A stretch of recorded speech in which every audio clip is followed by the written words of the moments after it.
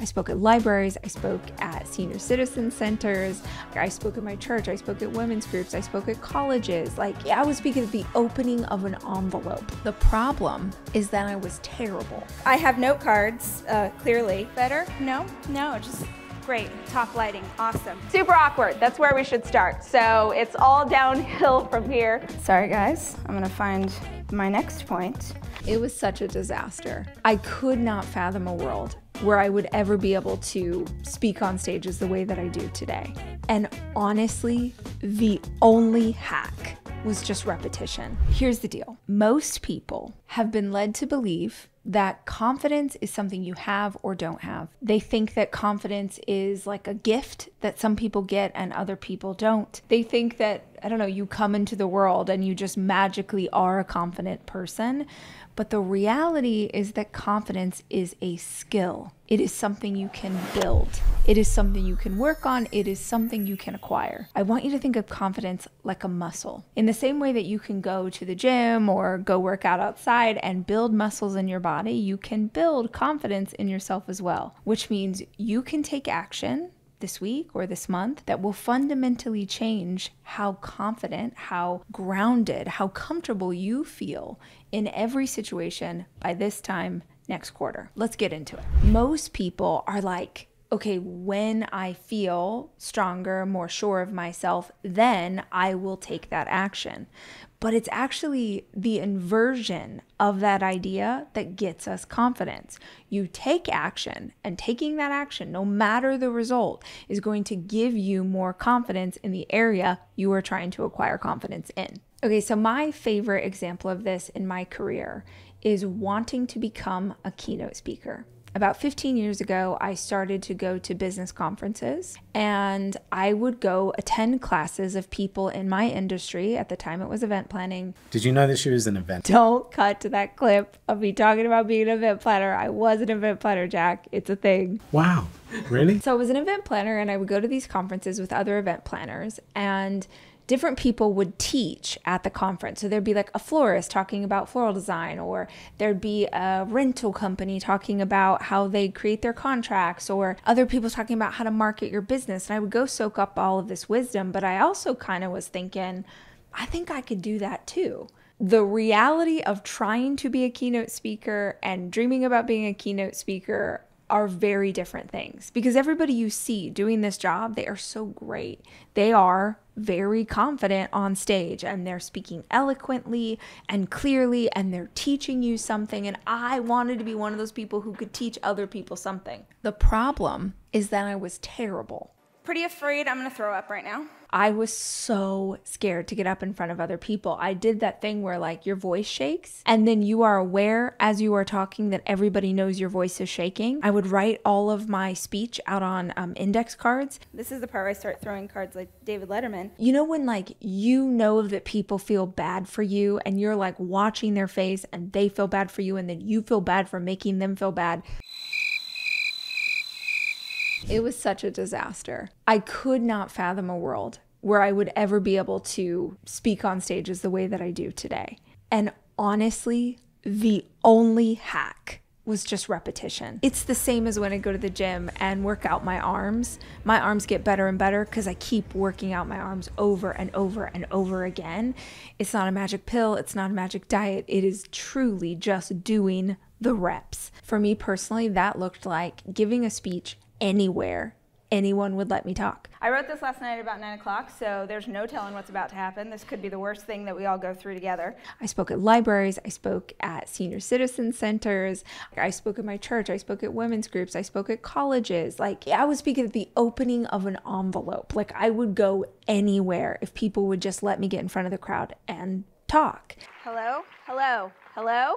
Yeah? Uh-huh. And what happens when you do this thing over and over and over is, number one, you get way less scared because you've done it enough times to know that when, not if, but when you mess up, that'll be okay. You'll laugh it off, or you'll say something to the audience, or you'll find a way to fix it, but you won't in fact die. It's literally a Beatles song and I messed that up. Dang it. The whole talk's gonna go downhill now. The other thing is you learn what crowds respond to. You learn the exact right way to add inflection. You learn to pause and let people really think about what you said. You learn to tell a joke. You learn to work with the audience. If someone sneezes and you say, "God bless you," while you're on stage, like, that gets a chuckle out of the audience. And then you make a note like, oh, if I interact with them, they like that more. Or if I ask them questions, or if I ask them to talk to each other. All of these opportunities, even if it's not the best keynote I ever gave, was a chance to figure out how to be a better and better speaker. I did not get confidence as a keynote speaker before I started. In fact, I had to do it for a while before I felt super confident. Fast forward to where we are today, and I have this amazing opportunity to get to speak on stages all over the world to audience of all sizes, to motivate them, to hopefully give them some ideas that will be helpful. But the really cool thing about being a keynote speaker today versus being a speaker 15 years ago is that, no joke, you could call me right now and say, "Rachel, we have 20,000 people in an arena. They are waiting to be motivated." I could, with zero preparation, go and give a speech. I'm not going to say it's the best thing I'll ever do in my life, but I have zero fear about standing in that space only because I've done it so many times before. It's like when you have put yourself into a situation where you have consistently had to either fly or build your own net to catch yourself, you don't need other people to give you confidence. You have given yourself confidence through proof of your work. So my challenge for you today, because we're working on our confidence muscle, is what is something that you feel really scared to do, but you could challenge yourself to take some micro moves and get more used to doing the thing. Whatever it is. In fact, if you're watching this on YouTube, will you comment and tell us what is the thing that you feel really scared to do, but you figured out a small, tiny move that you could make that would still stretch you, but will help you get into the repetition of doing the scary thing. Okay, the next thing that is going to help you build your confidence muscle is the way you speak to yourself. And not just the way you speak to yourself when you're conscious, but also the voice that is going on in your subconscious. I think every human being has a voice in the back of their head that has been there since they were probably in middle school that tells them all of the ways that they suck. The voice in the back of your mind likes to remind you of this being justification for why these dreams will never be yours. It's so dangerous because most of the time it's playing in the back of our mind like white noise. We don't even hear it anymore because it's been there for so long. Let's say that you want to pursue something new and different, something you've never done before. And as you go to pursue this new thing, I follow around behind you. I get right in your ear, and all day long, I tell you all the ways that you suck. There's no way you're gonna get this job. And not only do I tell you all the ways that you suck, but I use old, really hurtful wounds from your childhood, and I regurgitate those so we can add some extra ammunition for why you definitely should not try this thing. How confident do you think you are going to feel walking into a situation if you've got the background noise of your inner bully in your ear? So how do we fight back against that? With proof. With proof, not with mantras. There is power in a mantra. There's power in focusing your thoughts. There's power in repeating the same thing over and over, or putting inspiring quotes up on your wall. All of those things can be really helpful. But for me personally, my inner critic, she can come up with a million reasons why those mantras aren't true. But if I have actual evidence that speaks in opposition of what that voice is saying, I don't need to believe it. I can see it as fluff. Here's a great example. Let's say that you're starting your own social media channel to promote this thing that you really love or care about. And you start to put your work out into the world as an artist. And someone comments and says, "This is not very good. I can tell you weren't classically trained." And the thing is, one of your biggest insecurities in life is that you're a self-taught artist. You weren't classically trained. If someone actually speaks to the exact thing that you are afraid of, it slows down all of your momentum. And for some people, they are never able to stand back up and go again. Hold that in your mind for a minute. Now let's think about another scenario. Let's say that you put your art out in the world as an oil painter and someone comments, "Gloobity glock, the moon is made of cheese, upside down pineapple, punch you in the face, zoop, you're ugly." if you got that comment, you'd be like, oh, this person's Looney Tunes. What does this even mean? You'd probably laugh. You wouldn't identify with that comment at all, so you wouldn't allow it to affect you. It only zings when on some level we believe it might be true. Going back to the first point about how much you need to be taking action against this thing that scares you, the more you can do that, the more you are able to clap back at the voice in the back of your mind. You need ammunition based on real facts, not just on theories, not just on mantras, but on actual things that you have done. Y'all, even if the only thing that you did was attempt it and it was a massive failure, at least you attempted it. Most people will spend their lives talking about what they are going to do, never actually allowing themselves to do the thing because the fear in between where they are and where they want to get to is so massive that they can't make the leap. And this is the worst part about our fear. It grows. It doesn't dissipate. It grows. The more you allow the fear to keep you from moving, the more power you give it, the more insurmountable it becomes. Have you ever had a task that you need to do? Like maybe you need to have a hard conversation, or maybe you need to go deal with something annoying and you put it off for months, and then you finally go do the thing and realize that it took precisely 7 minutes and was not a huge deal, but it gave you anxiety for 9 months. I've totally done that. Like I have carried clothes for the Goodwill in the back of my car for like a year. And every single time I saw them in the trunk, I would be like, oh my gosh, just go drop the clothes off, Rachel. Just go drop the clothes. And then I would get distracted and I wouldn't do it. And then every time I would see it, it would be this like shame. Why do you still have the clothes in the back of your car? It became way bigger than clothes in the back of my car. When I finally did it, it took 11 minutes. And it's so ridiculous, the amount of pressure and anxiety and fear that we dwell inside of, when if we would just face it, if we would just make the move, if we would just talk to the girl, if we would just try and write the book, if we would just do our first podcast episode, if we would just have the courage, even if it is a massive flop, at least the voice can no longer say that you're too scared to make a move, right? At least you get to take that power away from that self-talk. So do the thing. Okay, let me add a caveat here for my Enneagram 3 eager beavers, overachievers who are like, okay, my new muscle is confidence. I am going to bulldoze my way into every situation. I'm going to exert my authority. I'm going to let the world know that I am here. Understand that this can backfire. In the same way that you can over-exercise, that you can put too much stress on your muscles, you can also put too much stress on yourself to need to be confident and pushing at all times. So make sure that you are creating space to ruminate, to marinate, to look at what's working and what's not working, to identify the situations where you did act with confidence, or at least you tried, and it felt really good and it got you the results that you wanted. And then what were the times this week that maybe you tried to act with confidence and it backfired? Okay, let's talk about real life application of these reps. What does it look like for you to move as a confident person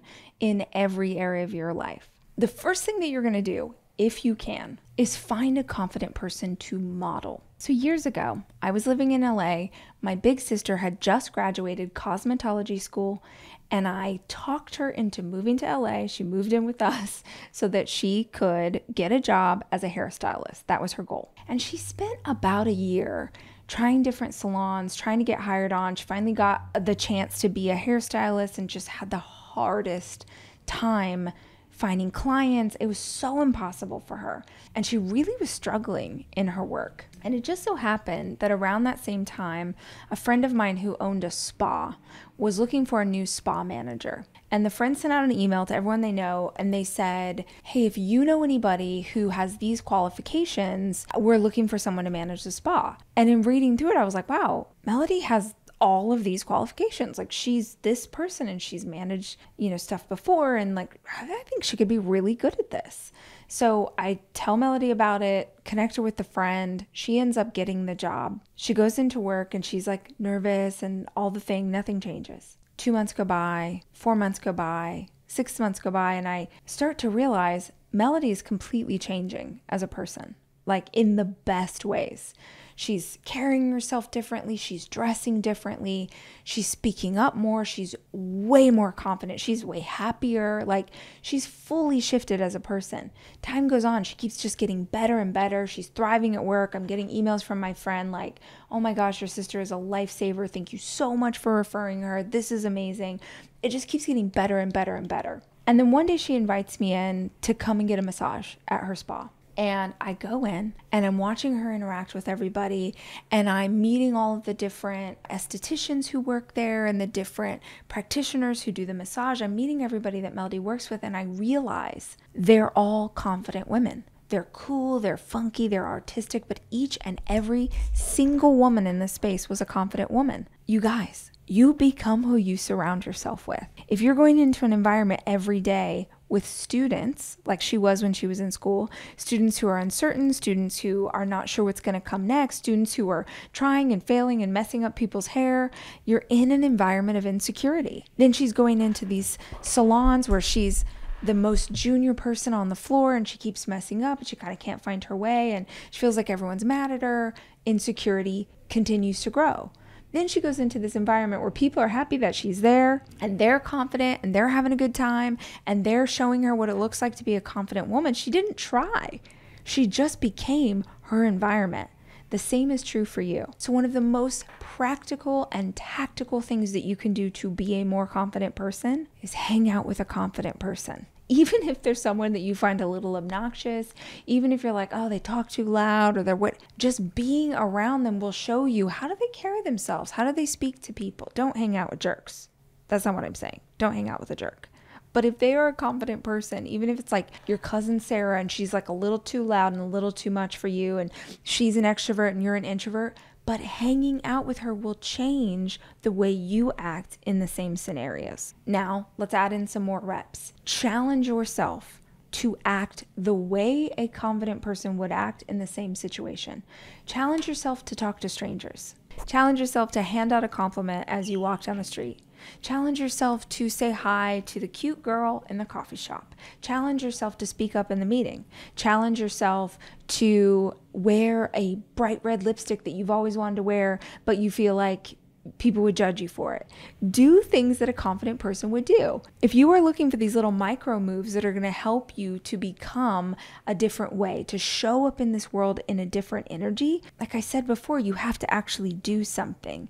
They don't have to be life-changing choices. They can be as simple as wearing a statement piece of jewelry that you always want to wear, but you worry people will think it looks funny. Okay, one last thought on confidence. In the same way that you can reach a plateau with your fitness, you can also reach a plateau with your confidence. I know, that sounds weird. Let me explain. It might feel really scary to go speak in front of a room of 10 people, but after you do it for a while, you feel like it's super easy. It's not that big a deal anymore. If you have found any area in your life that used to challenge you and doesn't challenge you anymore, it's a sign that you've hit a plateau and it is time to level up. Look, I know it was hard to work up the courage to get to this place of confidence that you have today in your job, your career, your relationship, your community. But if you got to this place, it means you can get to the next one. I want you to think about it today. Is there an area in your life where it used to feel really scary and also really exciting to try a new thing and now it doesn't anymore? If so, it might mean that it's time to shake things up.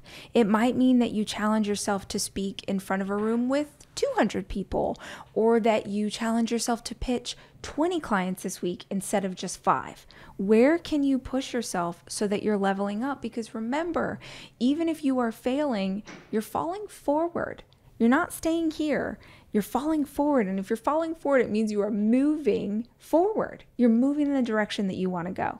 So don't stay here. Don't think that this is good enough, because you wouldn't still be watching this video if you didn't feel like you had more potential and more things to offer the world. But you're never really going to know your full potential unless you challenge yourself to live into it. All right, guys, I hope that something I said today was helpful and gave you some ideas about practicing confidence in your life. If you're watching this on YouTube, please comment below and tell the community what's something that you're going to challenge yourself to do that feels a bit scary, but also could be a huge breakthrough for you.